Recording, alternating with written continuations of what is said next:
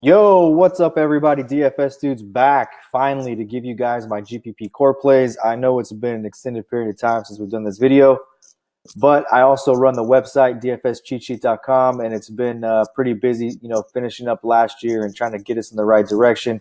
A lot of exciting stuff. If you guys have not checked out the site, dfscheatsheet.com, all the tools you need to compete with the pros on a daily basis.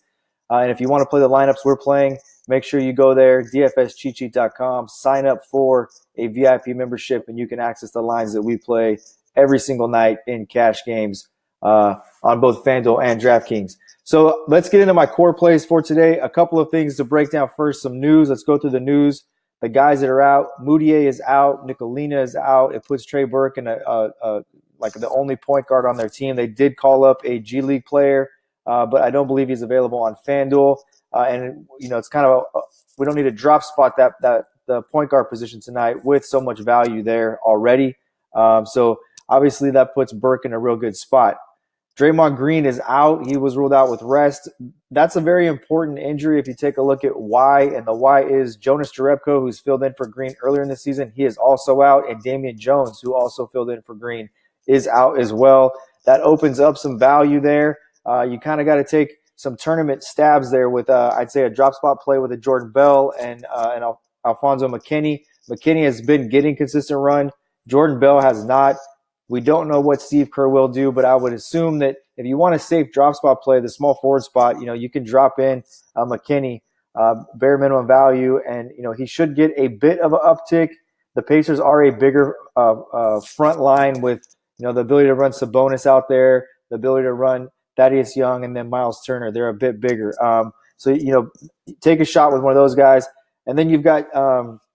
Look at the Brooklyn game. Kyrie Irving, the big news there. He's out. Spencer Dinwiddie, of course, he's out. Karis LeVert's been out. And then we've got game time decisions on Joe Harris and Travion Graham. We'll wait and see what happens with that.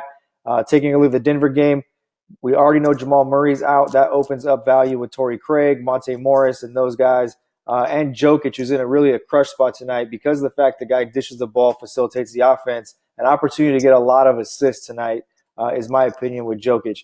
And then in the last game, Gallinari will stay out for tonight, which Patrick Beverley's been a big beneficiary of that extended run. I do like Avery Bradley in the spot as well. So that's the injury news.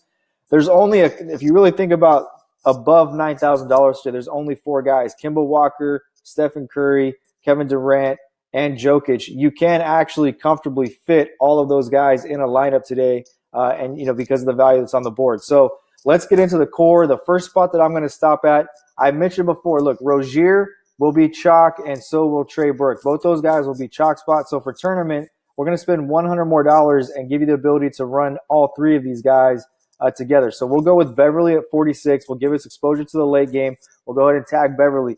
What we're going to do is we're going to take the guy that I think is going to be the less owned of those three guys, and he's in the same price range. So rotate him with Burke, rotate him with Rozier, build a lineup each way, and then build a third lineup with Burke and Rozier. But for the core of this, I'm going to tag Beverly at 4.6. I think he'll be the lower owned play of them. And in the same game, I'm also going to go with a guy on their bench. I'm going to go with Lou Williams. I think this is a good spot for Lou Williams in this game. You take a look at the shooting guard position. Where's the pay-up spots? You got really three guys. You got Russell, and you've got beyond that, you've got Lou Williams. You got Klay Thompson. I like this spot for Lou Williams a little bit better than I do with Klay Thompson. Tyreek Evans, say what you will about him, but the guy can defend. And if Evans gets on Klay Thompson, as good of a shooter that Klay Thompson is without taking dribbles, just a spot shooter, Tyreek Evans, I'm a little more comfortable with Lou Williams in the later game. And I think he may be a little bit lower owned. I could be wrong on that one with Lou Williams. But I will tell you this. If you want to pivot off this and go with D'Angelo Russell, the guy just let everybody down in a chalk spot the other night where he was 50% owned in tournaments, and I don't know what he was in cash. It let everybody down. 17, 18 points for a guy at 8.9, I think his price was, is a letdown. Recency bias will come into play. I could see him being a lower-owned option with the value there is at shooting guard. Talk about Monte Morris, Jaylen Brown, and those guys. So Lou Williams is a guy I think could be a little bit more owned, but is a guy I'm a little bit more comfortable with in my core.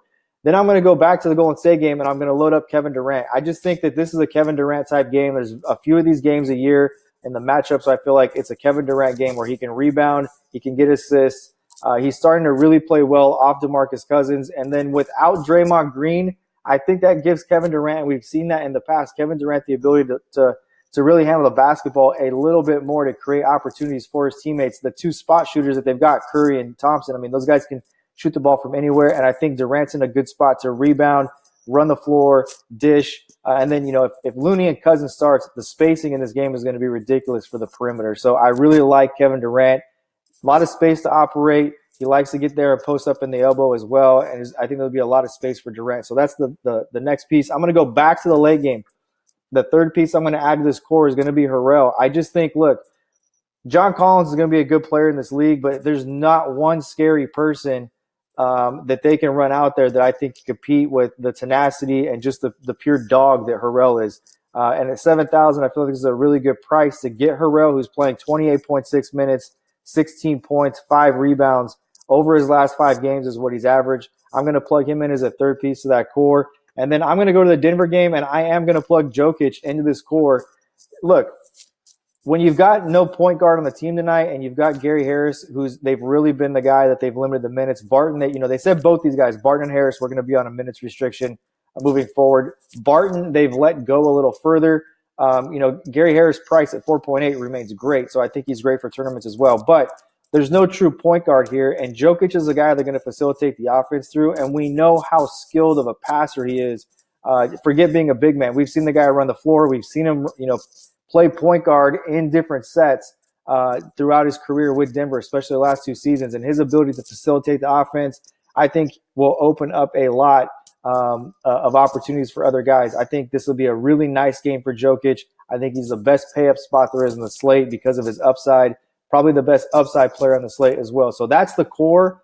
If we want to take a look and see what the optimizer might generate around our core, we can do that. Like I said, tonight, you can get 2 to 3 of these big pay-up guys in, and I do like Kemba Walker as well. So, that's another opportunity to take a look at that. So here's kind of what we're popping up early around this. Millsap, Prince, Craig, and Burke would be the guys that's going to fill it in with. I don't mind Prince. What I'm trying to do a lot of my builds is I'm trying to get more of a Jaylen Brown in there. And then, like I said, you can drop spot with McKinney. You can look to go get Tobias Harris and maybe drop spot with Amari Spellman.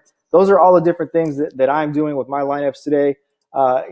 That's kind of where I'm at on the slate. The core again, Beverly, Lou Williams, Durant, Harrell, and Jokic, looking to get late exposure. I think that game could have a lot of points in it, and that's where I'm at.